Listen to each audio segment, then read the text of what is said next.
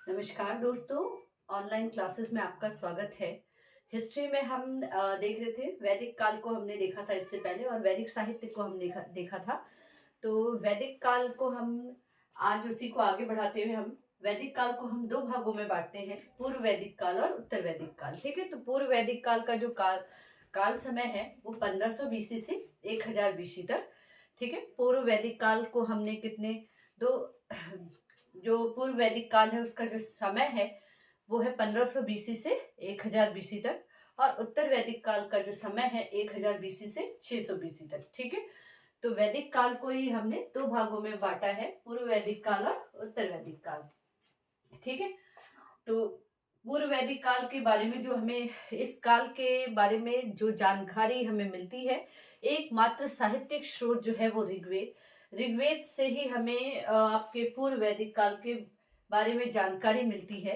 इसलिए इस कालखंड को हम ऋग्वैदिक काल भी कहते हैं। ठीक है, इसलिए इस कालखंड को हम ऋग्वैदिक काल भी कहते हैं।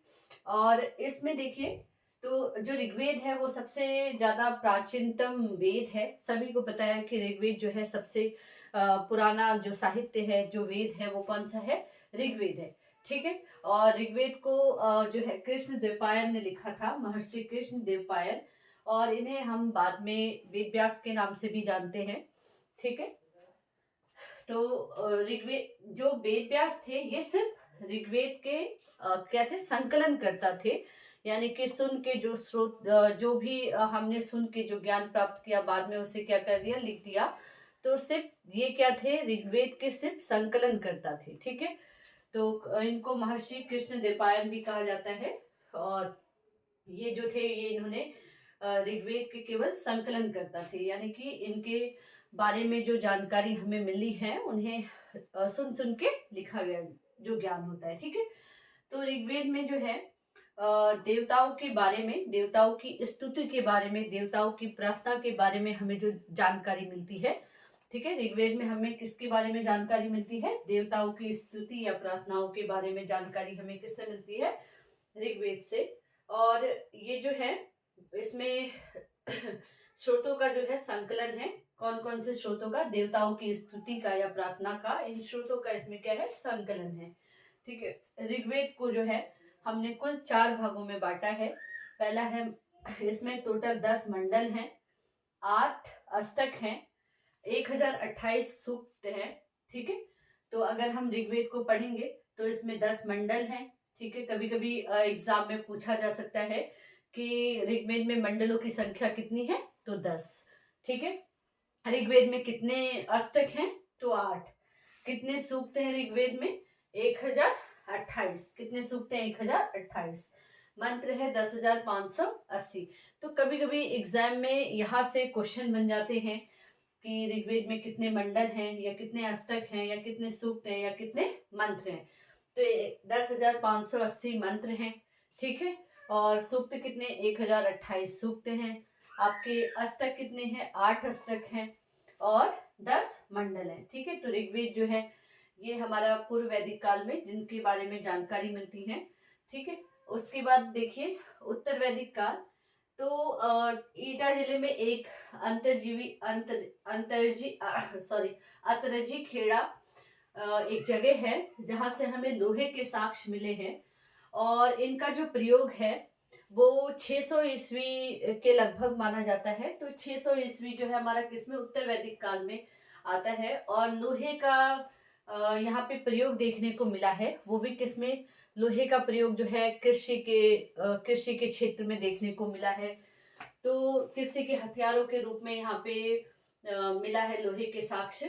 तो इससे ये पता चलता है कि उत्तर वैदिक काल जो है बहुत ज्यादा डेवलप्ड हो चुका था। और यहाँ से हमें लोहे के, यहाँ से कृषि का ज्ञान इन लोगों को हो गया था। तो जो यहाँ एक अतरजी खेड़ा जो है एटा जिले में एक जगह है जहाँ पे हमें लोहे के साक्ष्य देखने को मिले हैं।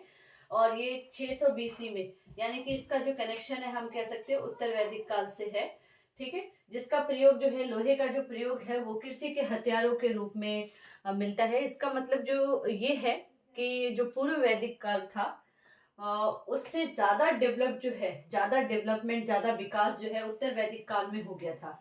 ठीक है, क्योंकि ये लोग लोहे का प्रयोग करना जानते थे, लोहे का प्रयोग जो है कृषि के हथियारों के रूप में कर रहे थे। तो इसलिए इन लोगों को क्या है, इन लोगों को जो है ये ज्यादा डेवलप थे, ठीक है, पूर्व वैदिक काल के लोगों से।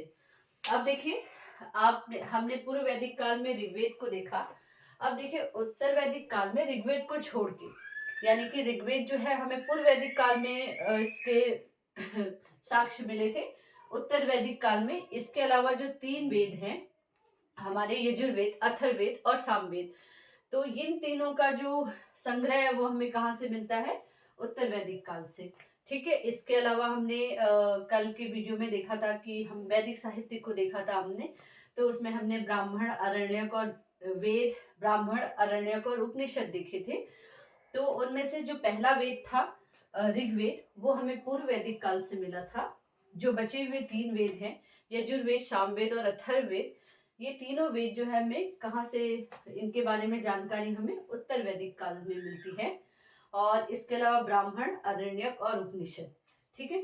तो इन ऋग्वेद से लेके ऋग्वेद, यजुर्वेद, अथर्ववेद, सामवेद, ब्राह्मण, आरण्यक और उपनिषद, इन सबके सम्मिलित रूप को, ठीक है, इन सबके ऋग्वेद,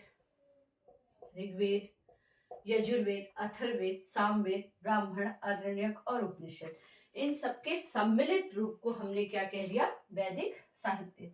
जो हमने इससे पहले की क्लास था उसमें हमने वैदिक साहित्य को पढ़ा था, तो इन सबके सम्मिलित रूप को हमने क्या कहा, वैदिक साहित्य। और वैदिक साहित्य से हमें जो है वैदिक काल के बारे में जानकारी मिलती है, ठीक है। वैदिक काल के बारे में हमें जानकारी कहाँ मिलती है, वैदिक साहित्य से। और वैदिक साहित्य में आपके क्या क्या है, सबसे पहले ऋग्वेद, पूर्व वैदिक काल में हमें ऋग्वेद के साक्ष्य मिले हैं। उसके बाद हमें उत्तर वैदिक काल के बारे में जानकारी यजुर्वेद, अथर्ववेद, सामवेद, ब्राह्मण, आरण्यक और उपनिषद, इन सब से मिलती है, ठीक है। तो आज के लिए इतना ही, इसके आगे हम नेक्स्ट क्लास में देखेंगे। धन्यवाद।